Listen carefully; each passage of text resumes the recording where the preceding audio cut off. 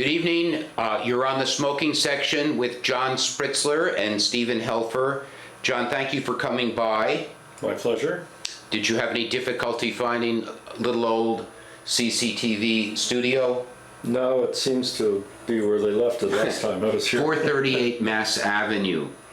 And John has been on the show, oh gosh, probably half a dozen times. No. I think just twice. Before? Yeah. Only twice before, really? So, yeah. And so he is going to be my interlocutor today. We're going to bounce ideas and impressions off people. The woman who is the cablecaster tonight, who is Sherry, whom you just met, she has a scientific background. And she is always challenging me. And so she was very surprised when I told her I would have a guest as a who is a biostatistician. Because you are skeptical of science per se, right? I think I am, but particularly when we get into the details, I think there's a lot of masquerading, people masquerading what is science, what is not science. I'm not sure about this, but I think the word scientism Yes. means what you just described, the sort of pseudo-scientific kind of pronouncements that are not really in the spirit of science, which science is almost by definition skepticism. And well, could you repeat that for Sherry's benefit? I think that scientism, I could be wrong about this. But no, what you definition, said, what is the spirit of science? The spirit of science is skepticism. Skepticism, yes. A lot of times you hear people, use the phrase, science is proven. Right. And no matter what they say after that, it's false. Right. Because science really doesn't prove anything. Well, what do you mean? What do you mean by the word "prove" there? It's not. Science is not When mathematics. you say Science is not mathematics. Okay, that's an important you start out with some axioms, some assumptions, and you derive logical conclusions. And if the logic is correct, the conclusions truly do follow from the assumptions, and then one can say you have proven a theorem, say that if A and B are true, it follows that C is true. Okay. Right. But that's not what science is. Science is trying to make sense of our experiences. Right. Well, that's a very broad definition. Well, but that's what it's all about, right? And we experience things, right. Observations, and we try to make sense as best we can of it. If it's nice if we can predict what will happen in the future, with a theory that says if such and such happens, and then such and such is going to happen in the future. But that theory hasn't been proven to be true. It's just demonstrated that maybe it's a better explanation than any other. Well, the one definition I've heard of a so-called scientific fact is that it is a hypothesis that appears to explain the evidence. Yeah, but we call that a scientific fact. And it's the best one currently available. It hasn't been shown to be false by observations that are inconsistent with it. And so we, for lack of any better way to understand the world in this context, we use this theory, but it hasn't been proven to be true. It's just the best explanation. So you're saying outside of the realm of mathematics, there is nothing that is proven. Would you agree with that? Yeah. Okay. Well, I mean, we do have, I think, in scientism, and the phrase is used, and the term is used, and there are books about it, but we do have a lot of people who are, let's say, in the field of so-called in the field of science, who, for example, like a guest who is on our program, whose name is Keldon Sergeyev, and he is a frequent guest. He's a regular guest, our only regular guest, as a matter of fact. I talked about p-values with him last time. Oh, did you see that? I saw the beginning of it. Well, I love Keldon, but for example, he said to Emily, or maybe he said to me on the program, that he wished public policy makers would listen to scientists more and base their public policy decisions more on data that are given to them, presumably by people who call themselves scientists. And I find that to be kind of, like these people are almost like a priesthood that we need to listen to and lead to. That's what I think scientism is. I think there's a false assumption in the idea that if only we listened to the scientists, things would be better. I'm not advocating not listening to scientists. What I'm saying though is that the social policy decisions involve questions of morality, what's right and wrong, what do we want. A scientific theory can be helpful in achieving what you want, but it doesn't tell you what you should want. And what's being debated typically in the field of social policy is people want different things, and the scientist is no more authoritative in deciding what's right or wrong there than anybody else. Well, right, but let's say in the field of tobacco policy, we are told by, again, scientists that 480 to 530,000 people are killed each year because of their use of tobacco. That's a very persuasive number to not only to policymakers but even to the public. Well, there's two aspects to this. There's the hypothesis that tobacco causes what? Every disease up to and including male pattern baldness. Right, okay. There are various hypotheses about what the cause or what the effect is of smoking tobacco. And those hypotheses, either stand up or fail to stand up to scientific examination, which means it's systematically collecting observations to see if those observations are consistent with or not consistent with the hypothesis. But even assuming that that's all been done to the best of any human being's ability. Yes. And that as a result, we tend to have a leading hypothesis about what tobacco smoking does, that we're more confident that in this hypothesis than the competing ones.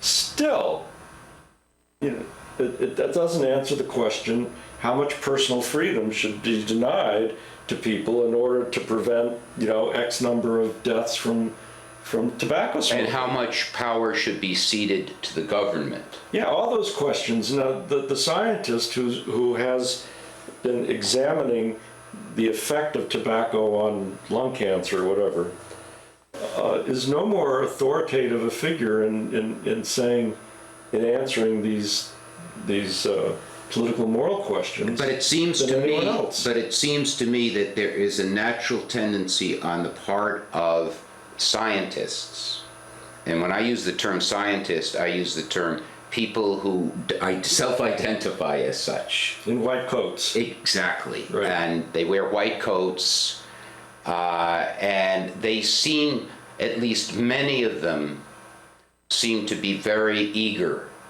to sit close to the seat of power.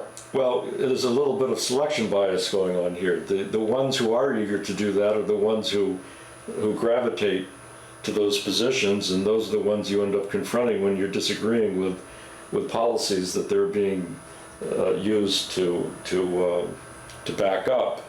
For all you know, for every one scientist you see doing that, there might be dozens. There might be dozens or hundreds who are saying... Selfless scientists toiling in laboratories. Well, yeah, who are saying, why is this idiot, playing this terrible role? He's an embarrassment to science. Well, certainly I've never heard anybody, again, who self-identifies as a scientist be critical of those scientists who side with the anti-smoking movement. And there are, let's say, there doesn't seem to be any pushback against a lot of scientists. Let me give an Yeah. example of this in a slightly related field. It's one I looked at recently. Everyone has heard the assertion, 97% of scientists agree that humans are causing catastrophic global warming That's correct. by producing CO2 by burning fossil fuel. It's a well-publicized Okay. figure, yes, like the Yeah. 480,000 people who died from cigarette smoke. And there are zillions of people who think, well, if 97% of scientists think that, it must be true. Who am I to disagree? Mm-hmm. And I better reduce my carbon footprint. Right. But there is a scientific journal article that's a journal that looks specifically at the phenomenon of misinformation being spread into society. Yes. There's a Greek kind of word for that, which I can't reproduce now. I forget what it is, but it's a journal about this. And A journal article about this. no, there's a whole journal devoted to this issue. Okay, yes. And one of their articles is about the fact that if you actually look closely Yes. at the claim that 97% of scientists support this catastrophic human-caused Right. global warming hypothesis, it turns out that it's unfounded. Right. That the data used is actually, if you look at it closely, only shows that 0.3% of scientists agree with that strong claim. Yeah, 0.3%. Yes, not 97%, but 0.3%. That's quite a difference. Yes. Obviously, and but there's there's selection bias here. The scientists who support this theory, and it's mainly David Rockefeller and people like that that are pushing this theory of human-caused CO2. Well, of course, Catastrophic global warming. the UN is, Well, and the UN and the so federal forth. government in the United Right, States, right. yes. If you are a scientist and you back that theory, your career shoots up. Right. Your funding shoots Right. up. Right. And if you don't, the opposite happens. But there are scientists who have written about these phony scientists who are getting all the attention, and they're furious at the mockery of science. Well, but those people are not. Okay. Well, that's a good point. But even if 97% of scientists, and I almost hate to use the term No, it scientist. doesn't prove anything either. Einstein once was criticized for his theory of relativity. Right. With someone got a list of hundreds of scientists. Right. And who said that he was wrong, and Einstein's reply famously was, if I was wrong, it would only take one. I see what you mean. Yeah, that's a good point. Like, for example, if we wanted to dispute the theory of gravity, we could throw a ball up, and if it didn't come down. Yeah, you don't need 100 people to do that. Now, let me ask- Galileo was only John- one person. Yeah, right. He dropped those stones from the Leaning Tower of Pisa. Of course, which is not supposed to be true anyway, right? Oh, I don't know. I mean, most historians. I believe most historians of science dispute that. But John, you have Keldon is a great believer in statistics. He loves statistics. And you have a great story about statistics where you talk about the fellow who tries to find out about what 1 and 1 is. Could you tell You that? want me to tell that? Could you tell that briefly? Because it's a great story. Okay, it's all apocryphal, everybody, but the story is that the freshman arrives at MIT, and all the freshmen are given sort of like at the orientation week, a problem that they have to work on, which is to find out what 1 + 1 equals. And so our freshman goes to the engineering department, and the engineering chairman tells him, well, it's within reasonable measurement, it seems to be about 2, but he's not satisfied with that. and he goes to the English department to get a different perspective, and it's postmodernism and everything. And the chair says, "Well, it's not really a well-defined question. There is no answer to this question." And he goes from department to department, and he never gets a solid. No, but he answer. goes to the mathematics department. Does he go You to forgot that one. He goes to the mathematics department. Bertrand that's right. Russell's book. And he's told that he's given Bertrand Russell's book Principia Mathematica. Right. And told that he should read it carefully because on page 186 it finally answers that question, what 1 + 1 is, but Yes. leads up to it very rigorously. And he's not satisfied with that. And he's not satisfied with that. So finally he goes to the statistics department. And I know there's no statistics department at MIT, but that's the story. Okay. And the chair of the statistics department puts his arm around him and whispers into his ear, "What would you like it to be?" All right, that's the story, and that's similar to someone I know who studied engineering in Brazil, young fellow. Oh, and he was taking a course in numbers, a mathematics course, I guess it was, not statistics. And his professor told him, "Don't trust any statistics that you don't rig yourself." Well, John, we've been passing out these cards here, getting them signed. Because the Department of Housing and Urban Development is proposing banning smoking in all public housing everywhere in the United States. So we set up, my colleague Paul Nuff and I set up a table in Harvard Square with the sign "Smokers' Rights," and we get a fair number of people. I mean, a small number, but it's a nice thing. A lot of non-smokers sign it. And today I ran into a colleague of mine from Harvard that I was going to give her what is called a shout out. You know a shout out? No. Shout out is when you say, "Oh, I'm giving a shout out to Jen Burton," who is the person I met today. So I just wanted to segue into that. Hi, Jen. I hope you're watching. Give us a call. But if you're not watching, Jen Burton is great because she is not a self-loathing. She's an unapologetic smoker. A young woman who is an unapologetic smoker. And so many smokers these days are, self-loathing and consumed with guilt, and they want to be punished. Many of them, or some of them, want to be punished anyway. And it's unfortunate, but it's not altogether surprising.